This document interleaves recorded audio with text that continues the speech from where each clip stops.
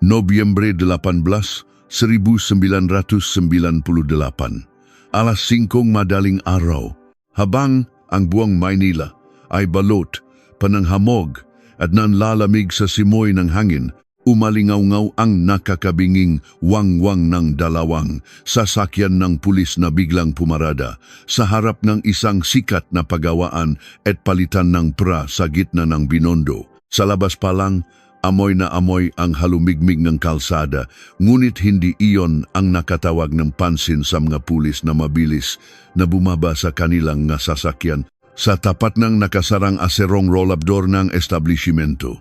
Nakaluhod ang isang 48 taong gulang na lalaki. Nakasubsop ang mukha niya sa kanyang mga palad habang nanginginig ang buong katawan. Siya si Arturo, ang nakmamay-ari ng palitan ng pera. Nang lapitan siya ng investigador, bahagya siyang nakangat ng tingin. Ang mga mata niya ay namumula, basak ang boses at halos hindi na makahinga sa pag-iyak. Nawawala ang asawa ko. Kagabi pa siya hindi umuwi at hindi ko siya makontak.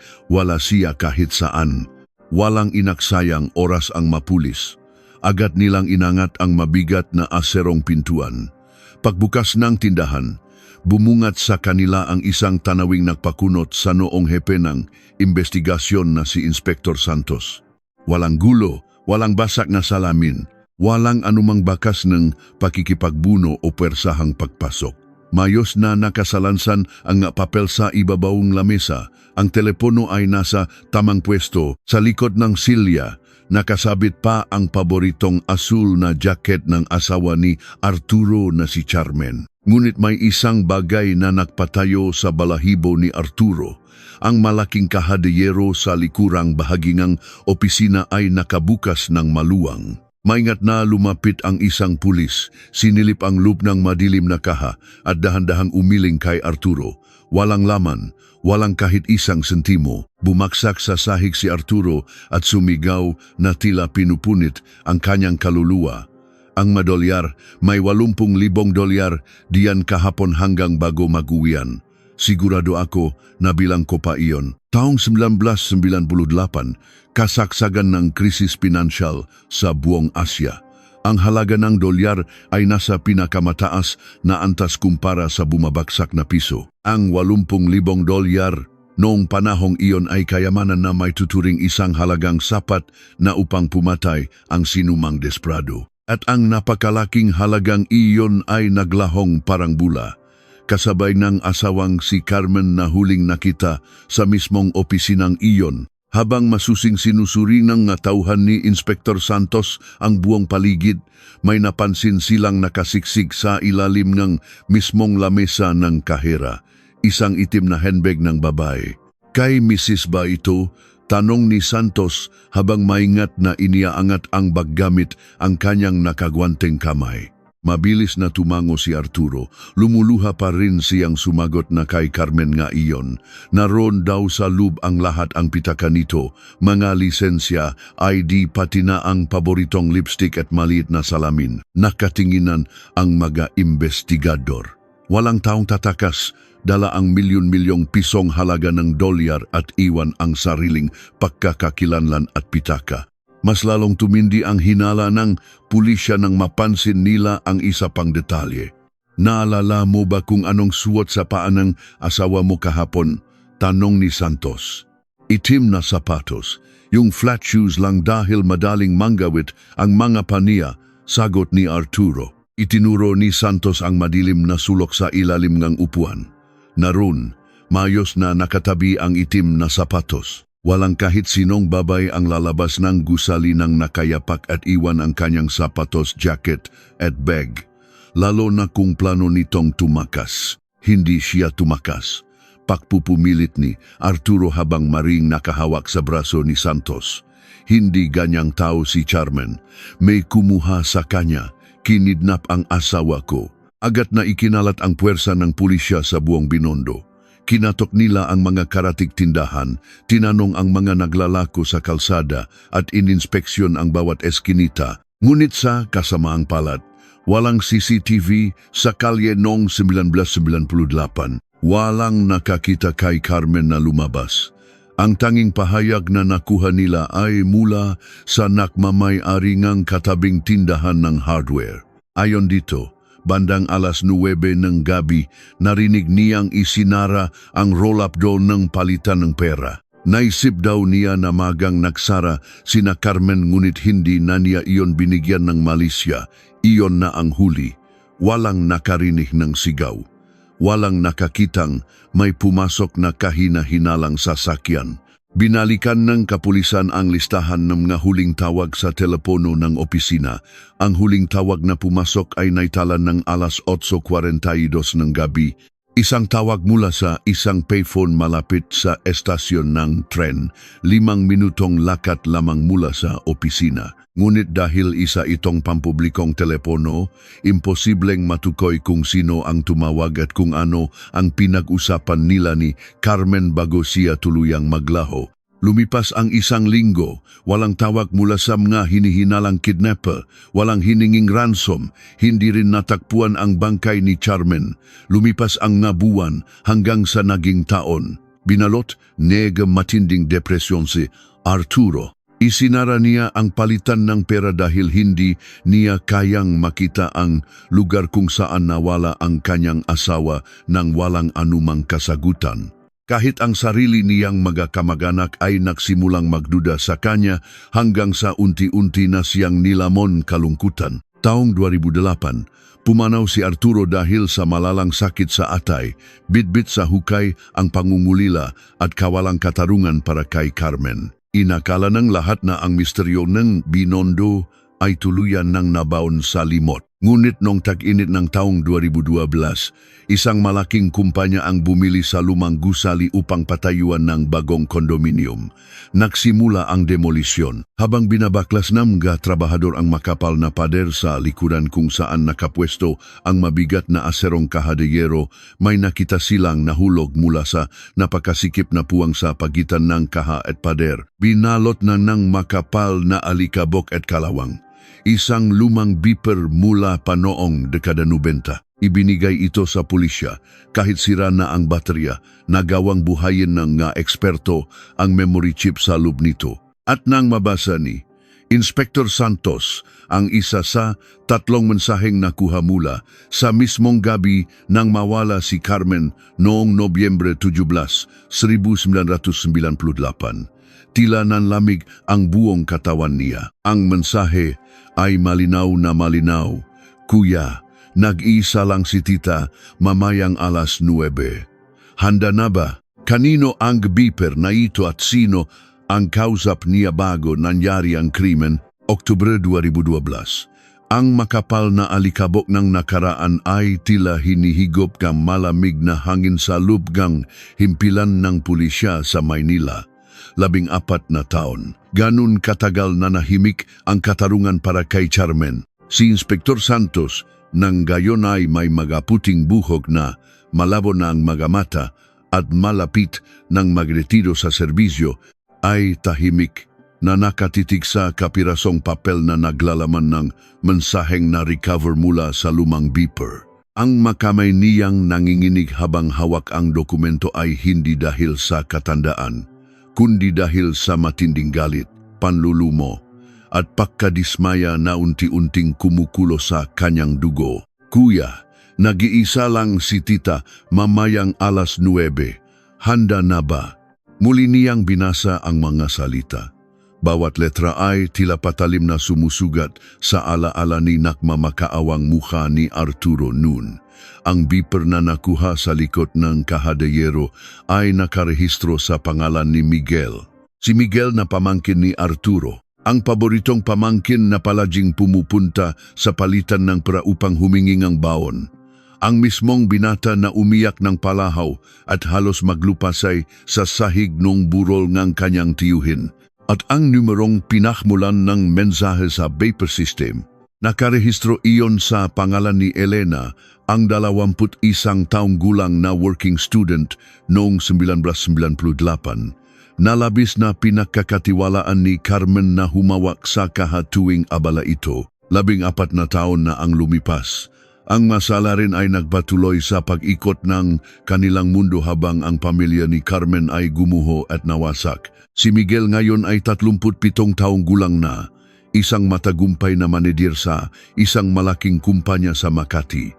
May magandang asawa at 2 anak at nakatira sa isang marangyang subdivision sa Alabang. Si Elena naman ay isa ng respetadong empleyado sa isang bangko sa Quezon City.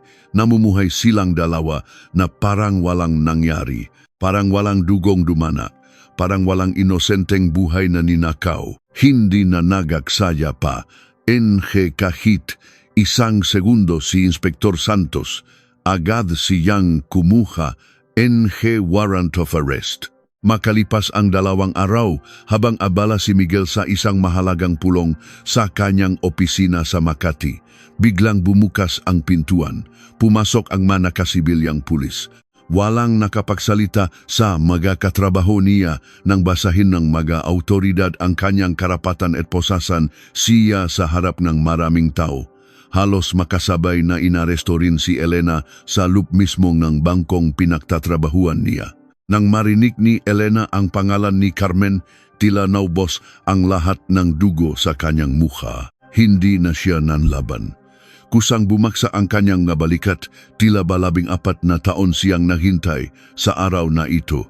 Sa loob ng madilim at malamig na interrogation room sa himpilan ng pulisya, makaharap ngayon si Inspector Santos at si Miguel. Ang lalaking nakasuot ng mamahaling suot ay bakas ang matinding takot, pagkalito at kaba. Pawis na pawis ang kanyang nukahit nakatutok sa kanya, ang aircon. Pilit niyang itinatanggi ang lahat. Iginigit niya na wala siyang kinalaman sa nangyari. Matagal na raw niyang naiwala ang beeper na iyon. Baka raw ninakaw at ginamit ng iba upang siraan siya. Ngunit nang ilapak ni Santos ang kopya ng mensahe sa ibabaw ng lamasang bakal, unti-unting namutla si Miguel.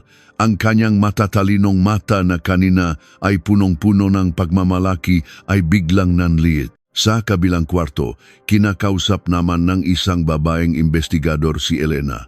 Iba ang naging reaksyon ng babae. Kanina pa siya umiyak, nanginginig ang buong katawan at halos hindi makahinga sa pagikbi. Ilang taon niyang dinala ang mabigat na sikreto. Bawat gabi raw, naririnig niya ang boses ni Carmen. Hindi ko po ginusto yun. Utang na loob, maniwala po kayo, hindi ko ginusto yun. Inutusan lang po niya ako. Humihigbing pahayag ni Elena habang nakayuko at nakatakip ang makamay sa kanyang mukha. Ayon kay Elena, noong Oktubre 1998, tinanggalan umano ni Arturo ng allowance si Miguel dahil nalaman nitong hindi pumapasok ang binata sa eskwelahan at nauubos ang pera sa sugal. Dahil sa matinding kalit at pangangailangan sa pera, nakplano si Miguel na paknakawan ang sariling tiyahin. Pinilit daw siya ni Miguel na tumulong dahil siya ang nakakaalam kung anong oras nag-isa si Carmen at kung paano buksan ang pangunahing pinto nang hindi gumagawa ng ingay. Nang makarating ang pahayag na ito sa kabilang kwarto, biglang nagwala si Miguel. Hinampas niya ang lamesa at sumigaw. Sinungaling ang babaeng yan. Siya ang nagplano ng lahat. Siya ang nakakalam nega kombinasyon nega kaha. Ginawa niya akong kasabwat dahil alam niyang hindi ako paghihinalaan ni Tita Carmen. Ang pagbato ng sisi sa isa't isa ay umabot ng ilang oras. Pilit nilang nililinis ang kanilang mapangalan sa pamamagitan ng pagdidiin sa isa't isa. Ngunit para kay Inspector Santos, hindi na mahalaga kung sino ang utak. Pareho silang nandun sa gabing iyon. Pareho silang nakinabang sa 80,000 dolyar. Lumapit si Santos kay Elena. Tinitigan ni niya ito sa mata. Ramdam niya ang pakiging desperado babaeng nasa harap niya. Kung ganon, Elena, sabihin mo sa akin, ano ang ginawa ninyo kay Carmen matapos ninyong makuha ang pera? Nasaan ang bangkay niya? Nasaan ang asawa ni Arturo? Maring tanong ni Santos. Natahimik si Elena. Tumigil siya sa pag-iyak, ngunit mas lalong nanginig ang kanyang malabi. Dahan-dahan siyang umiling. Ang mga mata ay nanlalaki sa matinding takot na tila binabalikan ang isang bangungot na ayaw na niyang maalala. Hindi po namin siya pinatay, bulong ni Elena na halos hindi na marinig. Napakunot ang noo ni Santos. Anong ibig mong sabihing hindi niyo pinatay, nawawala ang tao hanggang ngayon? Tumingala si Elena, patuloy na umaagos ang magaluha sa kanyang namumutlang pisngi. Ang boses niya ay punong-puno matinding pagsisisi at lagim. Hindi po namin siya pinatay.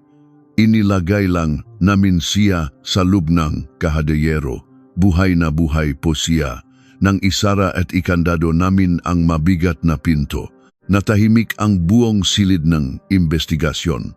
Tanging ang mahinang ugong ng lumang aircon ang naririnig sa paligid, ngunit para kay Inspector Santos, ang katahimikang iyon ay tila nakabibingi, buhay.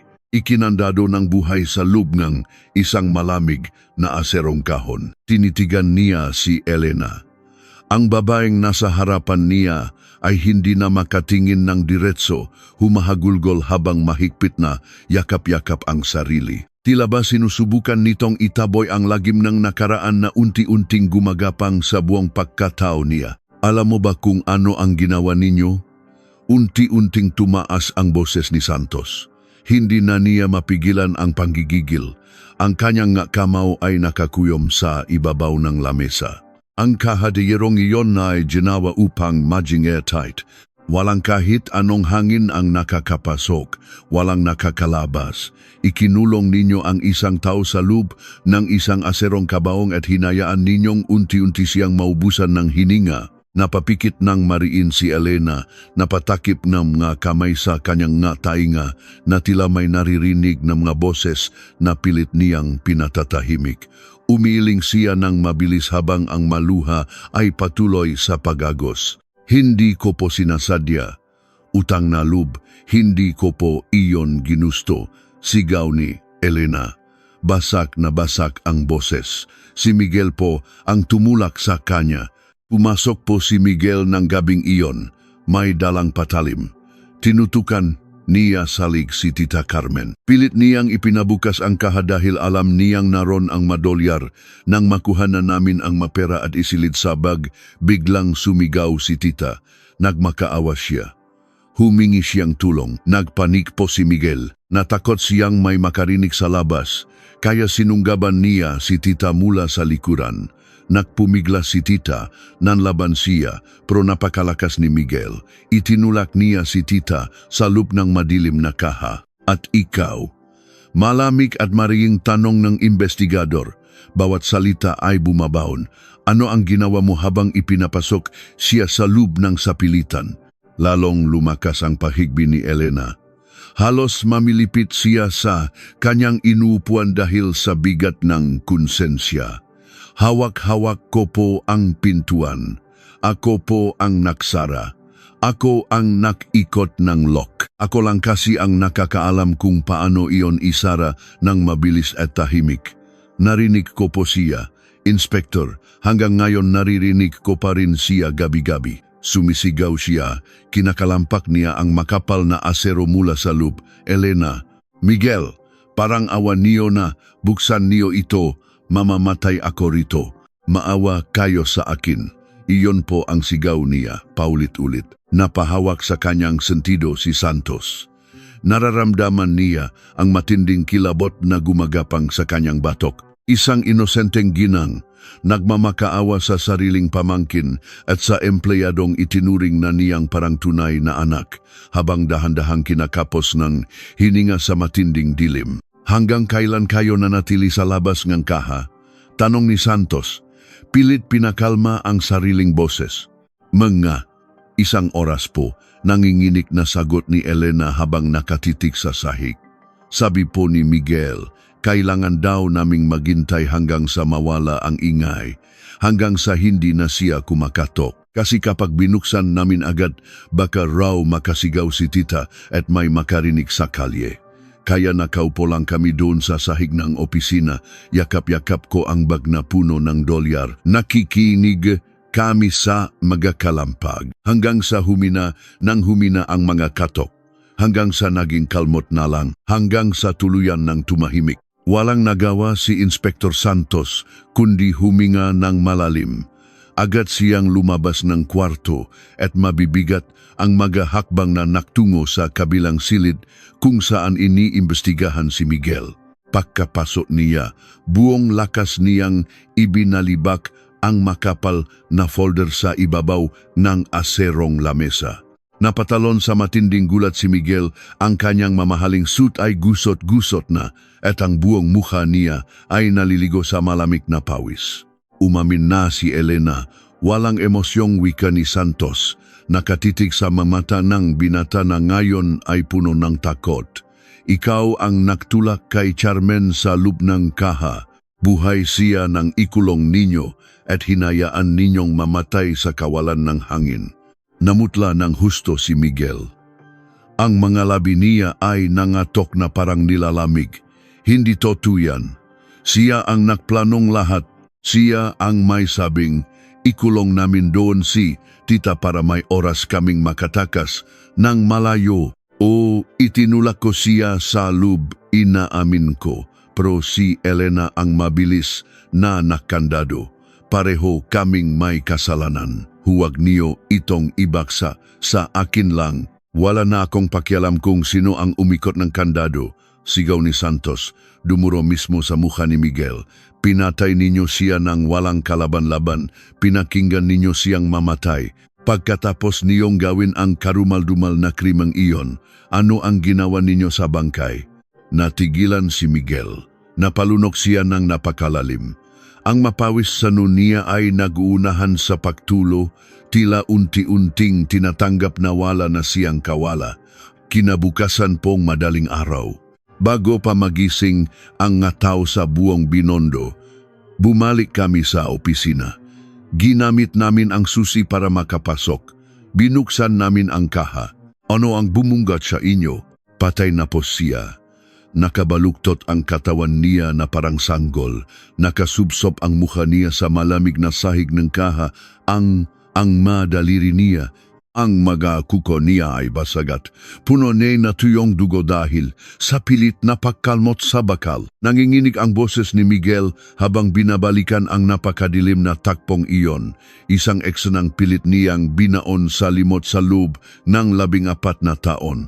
Kumuha kami ng malaking maleta na naiwan doon sa opisina. Isiniksik namin ang katawan niya sa loob. Binuhat namin palabas at isinakay sa trunk ng kotse ko.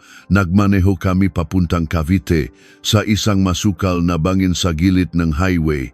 Doon namin siya ibinaon sa ilalim ng mga makakapal na damo at putik. Nakuha na ni Santos ang buong pag-amin mula sa dalawa. Ngunit bilang isang veteranong investigador, alam niyang kailangan niya ng matibay na pisikal na ebidensya upang tuluyang maidiin ang masalarin sa husgado upang matiyak na walang makukuhang kalayaan ang maito. Agad niyang inutusan ang forensics team na puntahan ang bodegang pulisya kung saan itinago ang kinakalawang at luma ng kahadeyero na nakuha mula sa ginibang gusali sa Binondo. Sa tulong ng mga eksperto, technician at mga makabagong kagamitan, maingat at dahan-dahang binuksan muli ang mabigat na aserong pintong kaha. Umalingaw-ngaw ang matinis na tunong nga kalawang at sumalubong sa kanila ang amoy nga lumang alikabok at nakakulong na hangin.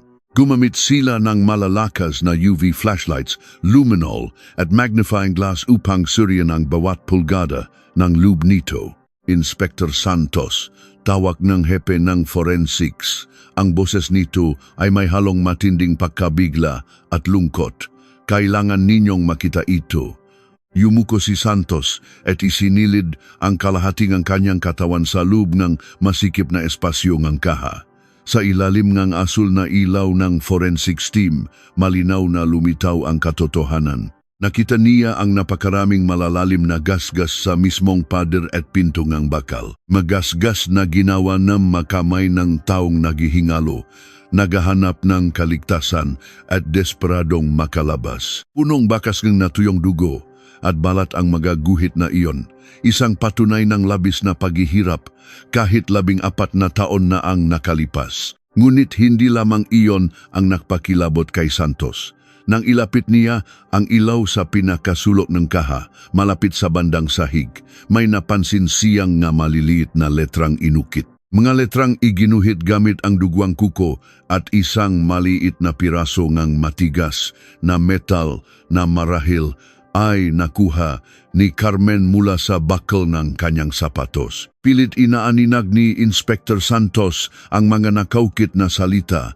Pinunasan niya ang alikabok sa ibabaw nito. Nang tuluyang mabasa niya ang mensahe, tila tumigil ang paktibok ng kanyang puso. Isang mensaheng inilaan ni Carmen sa kanyang huling sandali bago niya tuluyang nalagutan ng hininga sa matinding dilim. Ano ang eksaktong nakasulat sa malamig na bakal ng kaha de hierro na lubusang yayanik sa konsensya ni na Miguel at Elena at magpapabago sa buong takbo ng kaso? Halos hindi makahinga si Inspector Santos habang nakayuko at patuloy na sinusuri ang mga kaukit na salita sa pinakasulok ng malamig na sahig ng kaha de hierro. Ginamit ni Carmen ang kanyang huling lakas, ang kanyang duguang makuko at isang maliit na pirasong bakal upang mag-iwan ng mensahe. Hindi ito isang simpleng paghingi ng tulong. Hindi ito isang sumpang galit. Ito ay isang pamamaalam na may taglay na napakabigat at nakakadurog na katotohanan. Sa ilalim ng asul na ilawang forensics, malinaw na nabasa ni Santos ang 3 linyang pilit iginuhit sa matigas na asero. Miguel, anak, bakit ibibigay ko naman? Napatayo ng tuwid si Santos. Ramdam niya ang pag-akyat ng matinding lamig mula sa kanyang paa patungo sa kanyang batok. Isang inosenteng ginang, naghihingalo sa gitna ng dilim, unti-unting kinakapos ng hangin, ngunit ang huling naisip ay hindi ang kanyang sariling paghihirap kundi ang matinding kalungkutan sa pagtataksil ng sariling kadugo. Tinawag niya itong anak. At ang pinakamasakit sa lahat, handa naman pala niyang ibigay ang pera kung humingi lamang ng mayos ang binata. Pinatay nila si Carmen para sa isang halagang kusang ipagkakalob sana sa kanila. Walang inaksayang oras si Santos. Kumuha siyang malinaw na litratong naukit sa kaha, ipinaprint ito ng malaki at mabilis na bumalik sa interrogation room kung saan nakayuko at tulala si Miguel. Walang anumang salitang namutawi sa mga labingang investigador. Tahimik at mariin niyang ibinaksak ang malaking litrato sa ibabaw ng lamesa, mismong sa harapan ng mukha ni Miguel. Bumakas ang pagkalito sa mga mata ng binata. Dahan-dahan niyang inangat ang kanyang paningin mula sa litrato patungo kay Santos at muling ibinalik sa mga nakaukit na salita. Unti-unting nanlaki ang kanyang mamata. Nagsimulang manginig ang kanyang mga labi. Bawat letra ay tila martilyong dumudurog sa kanyang utak. Basahin mo, malamig na utos ni Santos. Ang boses ay punong-puno ng pagkasuklam. Basahin mo ang huling mensahe ng tiyahin mong nakturing sa iyo bilang isang tunay na anak. Isinulat niya yan gamit ang sarili niyang dugo habang nakmamakaawa siyang buksan ninyo ang pinto. Hindi na nakapagsalita si Miguel. Isang mahaba, paos at nakakakilabot na hagulgol ang kumawala mula sa kanyang lalamunan. Napasabunot siya sa sariling buhok, ibinaksak ang mukha sa lamesa at umiyak ng parang isang batang nawawala. Ang bigat ng kanyang kasalanan ay tila isang malaking bundok na biglang bumaksak sa kanyang balikat. Pinatay niya ang nag-isang taong handang magsakripisyo para sa kanya. Pinatay niya si Carmen ng walang dahilan. Ang lahat niga pagtatago niya, ang pagpapayaman niya, gamit ang dugong pera, ang 14 na taong pamumuhay ng normal lahat, niga iyon ay nawalan, niga saysay. Wala kang kwentang tao. Tahimik ngunit mariing wika ni Santos. Ngayon, sabihin mo sa akin, saan ninyo eksaktong ibinaon ang katawan niya sa Cavite? Sabihin mo sa akin ang buong detalye kung ayaw mong pagbayarin kita ng mas higit pa sa batas. Tuluyang sumuko ang kaluluwa ni Miguel. Sa pagitan ng matinding pag-iyak, ibinigay niya ang eksaktong lokasyon. Isang lumang tulay sa bayan ng Maragondon, Cavite, sa ilalim ng isang malaking puno ng mangga na napaliligiran ng matataas na talahib at masukal na damuhan. Doon daw nila hinukay ang lupa at itinago ang malatang naglalaman ng katawan ni Carmen. Kinaumagahan, bago pa man sumikat ang araw, isang mahabang konvoy ng sasakyan ng pulisya at forensics team ang bumaktas patungong Maragondon. Kasama nila si Miguel na nakaposas at nakasuot ng kulay kahel na damit ng mga bilanggo. Makulimlim ang kalangitan at umaambon. Tila nakikidalamhati ang panahon sa muling pagbubukas ng isang malamig na kaso. Nang makarating sila sa nasabing lokasyon, bumungad sa kanila ang isang masukal na bangin. Madulas ang putik at napakahirap bumaba, ngunit walang nagatubili sa mga tauhan ng kapulisan. Itinuro ni Miguel ang isang tiyak na bahagi ng lupa sa ilalim ng ugat ng malaking punong mangga. Dito nagsimulang mahukay ang mga autoridad gamit ang mga pala. Makalipas ang higit sa isang oras nang walang tigil na pahuhukay sa gitna ng ulan, tumama ang dulo ng pala sa isang matigas na bagay. Mayroon tayo rito, sigaw ng isang pulis. Dahan-dahan nilang inalis ang natitirang putik. Unti-unting lumitaw ang isang malaking itim na maleta. Nababalot ng makapal na lumot at halos madurok na ang materyales dahil sa 14 na taong pagkakabaon. Mabigat ang hangin sa paligid. Bawat isa ay nakatitik sa maleta na tila ba iyon ang huling himlayan ng isang yumaong matagal nang nahihintay ng katarungan. Maingat na iniyahon ang maleta at inilapag sa ibabaw ng asul na trapal. Lumapit ang Chief Medico-Legal Officer upang pangunahan ang pagbubukas nito. Kinailangan nilang gumamit ng pliers at cutter dahil kinain na ng kalawang ang zipper. Nang tuluyang mabuksan ang maleta, sumalubong ang nakasusulasok na amoyng nabubulok na tela at lupa. Sa loob nito, nakabaluktot ang mangga labi ni Carmen. Naroon pa rin ang pirapirasong telang kanyang asul na jacket. Ang mabuto ay malinaw na nagpapakita na ang katawan ay sapilitang isiniksik sa loob ng napakasikip na espasyo. Nakapikit si Santos, nagalay ng isang maikling dasal para sa kaluluwa ng biktima. Akala niya ay tapos na ang lahat. Akala niya ay tuluyan na nilang naisara ang kaso dahil nakita na ang bangkay. Ngunit biglang natigilan ang medico-legal officer. Inilapit nito ang kanyang mukha sa bungo ni Carmen at maingat na inikot ito gamit ang kanyang nakagwanteng kamay. May napansin ang doktor na nakpakunot ng kanyang noo. Inspector Santos. Tawag ng doktor. Ang tono ng boses ay may halong pagkalito at pagkaalarma. Kailangan ninyong lumapit dito. Mabilis na lumapit si Santos. Itinuro ng doktor ang likurang bahagi ng bungo ni Carmen. Sa mismong gitna nito, may isang napakalaking basag. Isang malalim at malinaw na lamat na nagmula sa matinding pagampas gamit ang isang matigas at mabigat na bagay. Tumingala ang doktor kay Santos at seryosong naksalita. Inspector, kung ang sabing masuspek ay namatay siya dahil sa pagkaubos ng hangin sa loob ng kahadayero, bakit basak ang bungo niya? Ang pinsalang ito ay ginawa bago siya namatay. May isang taong pumalo sa kanya ng napakalakas sa ulo. Nanlaki ang mga mata ni Santos. Agad niyang binaling ang kanyang matalim na tingin kay Miguel na noon ay nakaluhod sa putikan, nanginginig sa takot. Kung namatay si Carmen dahil sa kawalan ng hangin sa loob ng aserong kaha, paano nakaroon ng nakamamatay na palo sa kanyang ulo? At sino, kina Miguel at Elena, ang bumalik sa opisina upang tapusin ang buhay ng mamakaawang ginang bago paman ito tuluyang maubusan ng hininga? Bumagsak ang tuhod ni Miguel sa maputik na lupa.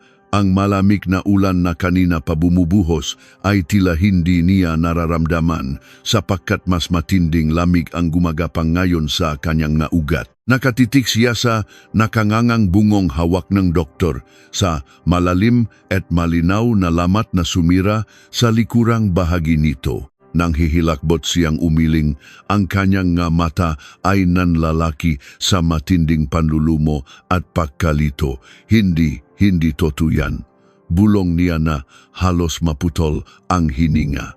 Hindi ko siya pinalo, pinilit ko siyang ipasok sa kaha. Umiyak siya, nagmamakaawa. Pero ni minsan hindi ko siya sinaktan ng ganyan.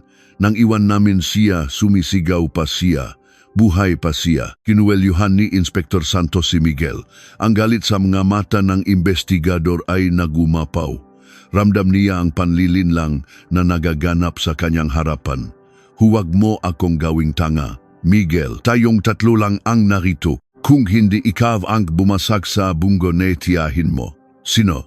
Sino ang bumalik sa opisina bago siya tuliyang maubusan ne hangin? Hindi ko alam. Wala akong alam. Palahaw ni Miguel habang umaagos ang luha at putik sa kanyang mukha. Pagkatapos naming isara ang pinto, umalis na ako. Nakpunta ako sa bar para uminom dahil hindi ko kinakaya ang naririnig kong mga kalampag niya. Iniwan ko si Elena sa labas ng tindahan. Siya ang may hawak ng susi. Si Elena, tila huminto ang pag-ikot ng mundo ni Santos.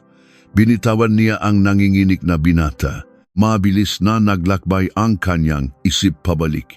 Sa interrogation room sa Maynila, sa mukha na babaeng walang tigil, sa pagiyak, sa babaeng nagmukhang biktima na sitwasyon, sa babaeng nagsabing na konsensya, raw siya ng sobra habang naririnig ang boses ni Carmen.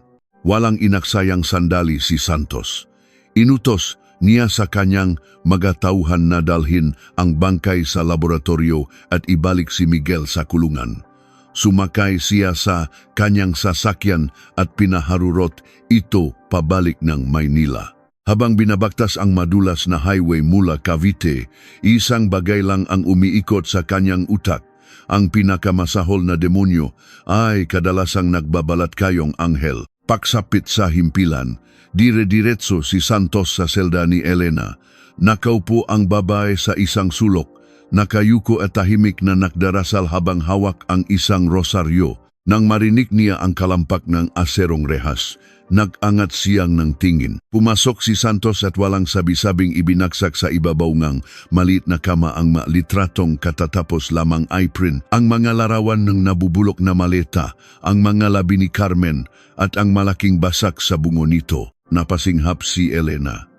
Napatakip siyang bibig at umatras hanggang sa sumandal ang kanyang likod sa malamig na pader ng selda. Akala ko ba naawa ka?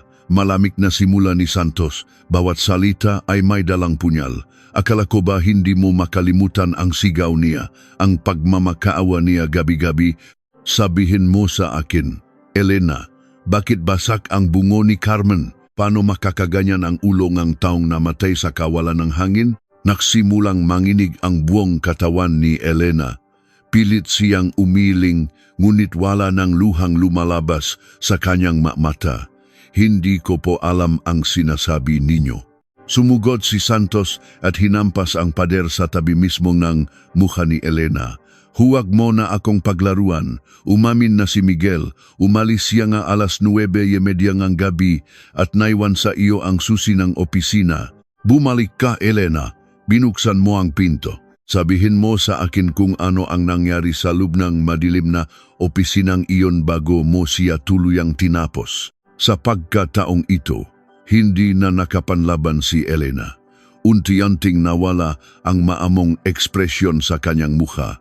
Ibinaba niya ang kanyang makamay. Ang kanyang pahinga ay naging mabigat at malalim. Tinitigan niya si Santos ng diretso sa mga mata, isang tingin na walang anumang bahit ng konsensya, kundi isang matinding pagtanggap sa kanyang madilim na nakaraan. Dahil napakatagal niyang mamatay, pabulong ngunit matalim na sagot ni Elena. Napatayo ng tuwid si Santos. Ang magabalahibo sa kanyang batok ay naksitayuan. Dahan-dahang umupo si Elena sa silya, nakatingin sa kawalan, tila binabalikan ang mismong gabing iyon. Umalis nga si Miguel ng alas 9:30. Dala niya ang kalahati ng pera, pero naiwan ako sa labas. Naglalakat na sana ako pauwi, pero may naisip ako, yung logbook ng kaha, nakasulat doon, ang pangalan ko bilang huling taong nagbukas bago mag-uwian. Kapag nakita ng pulis iyon, ako ang unang hahanapin. Kaya bandang alas 11 ng gabi, bumalik ako. Tahimik lamang na nakikinig si Santos, halos hindi humihinga. Tahimik na ang buong kalsada, patuloy ni Elena. Ang boses ay parang isang patalim na dahan-dahang humihiwa sa katahimikan. Binuksan ko ang roll-up door. Pumasok ako sa opisina. Wala na akong naririnig na kalampag. Akala ko tapos na. Akala ko patay na siya. Kinuha ko ang logbook, pero bago ako makalabas, nakarinig ako ng mahinang kaluskos mula sa loob ng kaha. Napalunok si Santos. Buhay pa siya, Inspektor. Naririnig ko ang mahinang pagubo niya, ang pahingal niya. Tumatama ang sapatos niya sa bakal. Tumayo ako sa tapat ng kaha. Naisip ko, paano kung may makarinig sa kanya kinaumagahan? Paano kung mabuhay siya at sabihin niyang ako ang nakandado sa kanya? Makukulong ako. Masisira ang kinabukasan ko. Tumingala si Elena, ang kanyang nga mata ay nagniningning sa isang kakaiba at madilim na emosyon. Kaya binuksan ko ang kaha. Diyos ko, mahinang usal ni Santos. Nang mabuksan ang pinto, bumaksak siya sa sahig. Punong dugo ang mga kuko niya, nangingitim na ang mga labi niya. Nang makita niya ako, ngumiti siya, Inspektor. Akala niya, bumalik ako para iligtas siya. Iniabot niya ang kamay niya sa akin. Elena, salamat. Iyon ang ibinulong niya. Isang mapait at nakapangingilabot na tawa ang kumawala sa mga labi ni Elena, pero hindi ko inabot ang kamay niya. Kinuha ko ang mabigat na brass paperweight na hugis kabayo sa ibabaw ng lamesa ni Arturo. Bago pa siya makapagsalita ulit, itinaas ko iyon at buong lakas na inihampas sa likod ng ulo niya. Isang beses, dalawang beses, hanggang sa hindi na siya gumalaw. Pagkatapos, nilinis ko ang dugo, inilagay ko uli siya sa loob, at nilok ko ang kaha para pagbalik ni Miguel sa madaling araw. Akalay niyang suffocation ang ikinamatay ni Tita Carmen. Katahimikan, isang nakabibinging katahimikan ang bumalot sa buong selda. Ang ginawang pagpatay ay hindi dala ng aksidente, hindi dala ng takot. Ito ay isang purong kasamaan na kinalkula upang iligtas ang sarili. Tinalikuran na sana siya ni Santos upang tawagin ang magwardiya, ngunit biglang nagsalita si Elena. Ang kanyang tono ay nagbago. Hindi na ito isang simpleng pag-amin ng pagpatay. Mayroon pang isang piraso ng katotohanan na hindi pa nabubunyag. Gusto niyo bang malaman kung bakit hindi man lang ako na konsensya nang pukpukin ko siya? Tanong ni Elena. Nilinggon siya ni Santos. Naalala niyo ba yung huling tawag sa telepono noong gabing iyon? Yung tawag na pumasok ng alas 8:42 mula sa isang payphone na hindi ninyo matukoy kung sino ang tumawag. Kumunot ang no ni Santos. Ano ang kinalaman ng tawag na iyon? Ngumiti si Elena, isang ngiting punong-puno ngang mapait na sikreto. Bago ko ibaksak ang bakal sa ulo ni Tita Carmen, may sinabi siya sa akin. Sinabi niya kung sino ang tumawag sa payphone at kung anong lihim ang nalaman niya ng gabing iyon. Isang lihim na nakapanghihilagbot na nagpabago sa pagtingin ko sa kanya at sa buong pamilyang ito. Sino ang misteryosong tumawag kay Carmen noong 8:42 ng gabi at anong madilim na sikreto ang nalaman ng ginang na mas malala pa sa inaasahan ng kapulisan? Natahimik ang buong selda. Ang tanging naririnig lamang ay ang mabigat na pahinga ni Inspektor Santos kasabay ng malakas na pagbuhos ng ulan sa labas ng himpilan. Ang malamig na simoy ng hangin na pumapasok mula sa maliit na bintana ay tila may dalang pahiwatig ng kamatayan. Nakatitig si Santos kay Elena, ang babaeng nasa harapan niya na kanina lamang ay nagmumukhang isang kaawa-awang biktima ng pagkakataon ay tila nagbago ng anyo. Wala na ang mga luha, wala na ang panginginig. Ang kanyang mata ay kalmado, kasing lamig ng yelo, at may itinatagong lalim na hindi maarok ng sinuman. Sino ang tumawag sa payphone noong alas 8:42? Elena, maring tanong ni Santos. Ang kanyang boses ay may bahit ng kaba. Pakiramdam niya, may isang napakalaking pintuan ng impyerno na unti-unting bumubukas sa kanyang harapan. Huminga ng malalim si Elena at ipinatong ang kanyang kamay sa kanyang hita. Noong gabing iyon, bago pa dumating si Miguel para isagawa ang plano, tumunok ang telepono sa opisina. Ako ang nakatayo malapit sa lamesa kaya ako sana ang sasagot, pero inunahan ako ni Tita Carmen. Nang ilagay niya ang telepono sa kanyang tainga, nakita ko kung paano biglang nawala ang kulay sa kanyang mukha. Tila bumalik si Elena sa nakaraan, ang kanyang paningin ay nakapako sa kawalan. Nanginginig ang kanyang kamay. Pumatak ang luha sa kanyang mapiski. Wala siyang ibang sinabi kundi, bakit mo nagawa ito sa atin? At pagkatapos ay ibinaba niya ang telepono. Tinanong ko siya kung sino ang tumawag. Tinitigan niya ako, Inspector. Isang tingin na punong-puno ng matinding hinakpis at pagkasuklam. Ano ang sinabi niya? Hindi na makapahintay si Santos. Sinabi niya na ang tumawag ay ang asawa niya, si Arturo. Kalmadong sagot ni Elena. Kumunot ang ni Santos. Si Arturo. Bakit tatawag si Arturo mula sa isang payphone na 5 minuto lang ang layo mula sa opisina kung pwede naman siyang pumunta roon? Ngumiti ng mapait si Elena dahil hindi siya pwedeng makita sa mismong lugar ng krimen, Inspektor. Sinabi ni Arturo sa telepono na nakabaon siya sa napakalaking utang sa isang sindikato dahil sa sugal. Ang 80,000 dolyar sa kaha ay hindi sapat. Kailangan niya ng mas malaking halaga.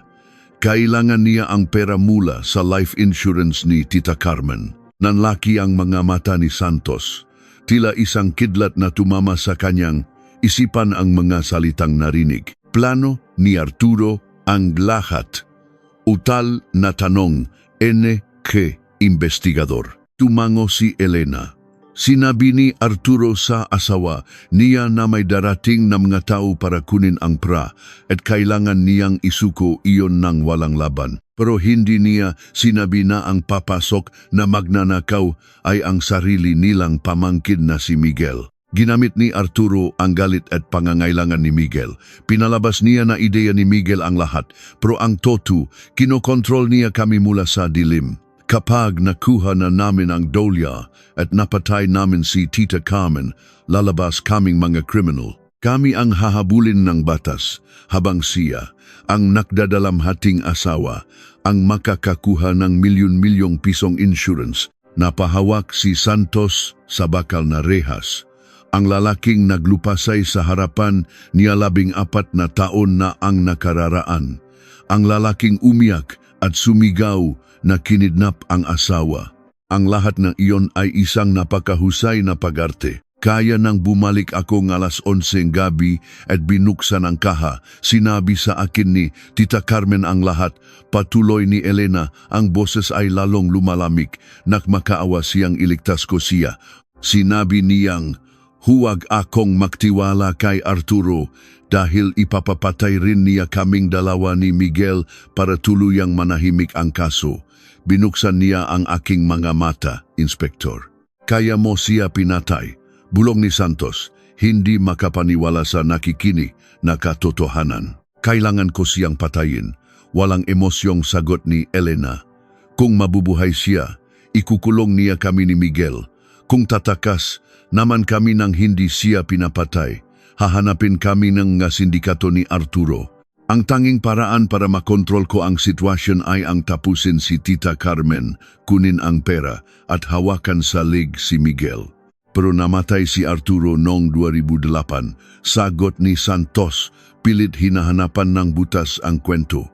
Namatay siya dahil sa malalang sakit sa atay. Hindi siya nakinabang sa pera at hindi rin niya kayo ipinapatay. Sa pagkakataong ito, unti-unting lumawak ang ngiti sa mga labi ni Elena. Isang ngiting nagpatayo sa lahat ng balahibo sa katawan ng veteranong investigador.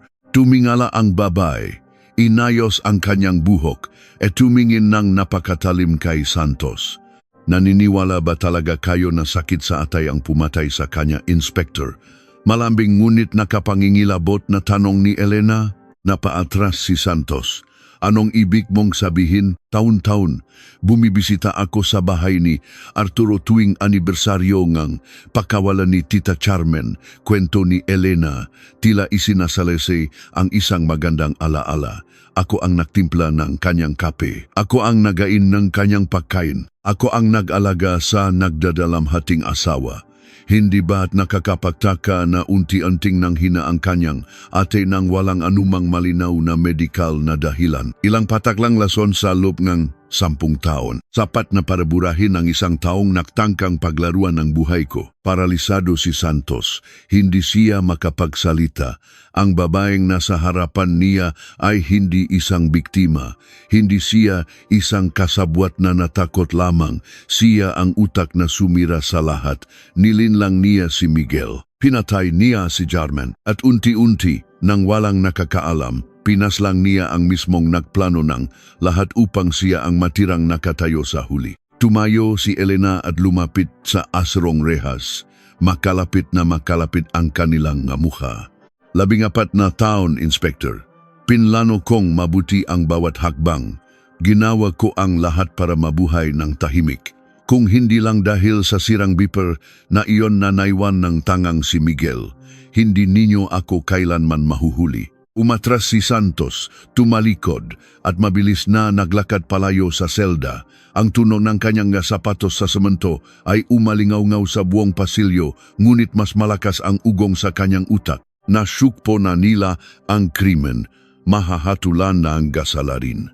Ngunit pakiramdam ni Santos, natalo pa rin ang batas sa mismong larong kasamaan. Habang isinasara ni Santos ang pintong selda, napatingin siya sa madilim na pasilyong kulungan. Naipakulong nga niya ang isang halimaw, ngunit hindi ba't mas nakapangingilabot, isipin na sa bawat araw na lumilipas, sa mga bangko, sa mga opisina at sa mga kalsada natin ay may magatulad ni Elena na naglalakat ng malaya, nakangiti at nagbabalat kayong inosente.